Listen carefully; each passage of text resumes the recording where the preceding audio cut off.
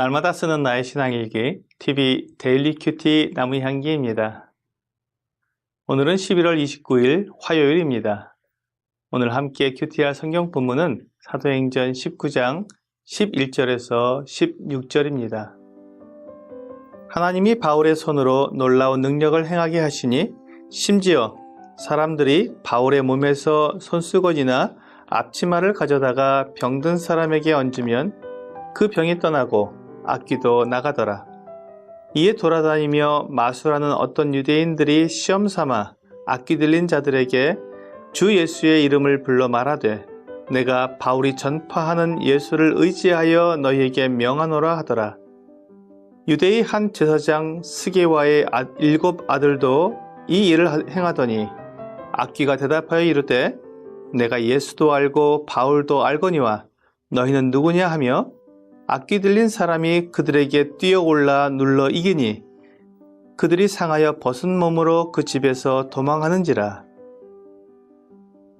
오늘 말씀에는 바울이 에베소에서 2년 동안 가르치는 동안 일어났던 일화를 소개하고 있습니다. 이 사건은 바울이 주님께서 보낸 사도라는 것을 분명히 보여주는 표적이었습니다. 많은 사람들이 기적에 대해 큰 관심을 가지고 있고 오늘날 많은 교회들이 이런 기적적인 일을 행하려고 애를 쓰는 것을 보게 됩니다. 우리가 분명히 알아야 할 것은 바울이 행한 기적은 바울의 능력이 아니라는 것입니다. 이런 능력은 사람에게서 나오는 것이 아닙니다. 본문에서도 하나님께서 바울의 손으로 놀라운 능력을 행하게 하셨다고 말씀하고 있습니다. 바울이 이 능력을 가진 것이 아닙니다. 바울은 하나님이 아니기 때문에 이 능력을 자기가 원하는 대로 사용할 수 없었습니다.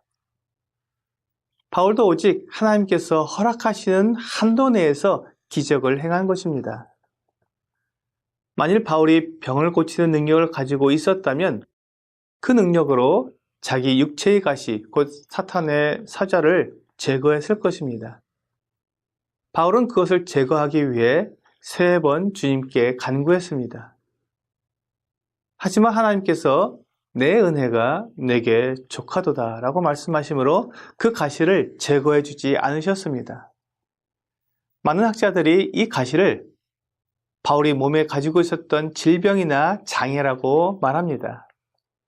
바울이 병을 치료하는 능력을 가지고 있었다면 자기 몸에 있는 이 병을 고쳤겠지만 바울이 그 가시를 없애달라고 하나님께 3번이나 간구해야 했습니다. 또한 바울이 아들처럼 여기는 사랑하는 디모데가 자주 위장병이 났습니다. 그때 바울은 디모데의 병을 고쳐준 것이 아니라 포도주를 조금씩 마셔서 속을 달래라고 말해 주었습니다. 이것으로 보아 바울이 병을 고치는 능력을 가지고 있었던 것이 아니라 하나님께서 병을 고치거나 여러 가지 기적적인 일을 할 수 있도록 도와주신 것임을 알 수 있습니다. 바울뿐만 아니라 우리가 앞에서 살펴본 사도행전 앞부분에 이 베드로가 걷지 못하는 사람을 걷게 해준 것이나 병든 사람들을 고쳐주고 심지어 죽은 도르가를 살리는 기적을 행했지만 그것이 베드로 자신의 능력이 아니라 하나님께서 베드로를 사용하셔서 하신 일이라는 것을 보았습니다. 하나님께서 이런 기적을 행하게 하신 이유는 그가 하나님의 사도라는 것을 증명해 주기 위해서였습니다. 하나님만 하실 수 있는 병을 고치거나 걷지 못하는 사람을 걷게 하거나 중풍병자를 낫게 하거나 죽은 사람을 살리는 일을 사도들이 함으로써 하나님께서 그들과 함께 하시며 그들에게 그런 능력을 주셨기 때문에 그들이 하나님의 사람이라는 것을 분명히 알게 해주신 것입니다.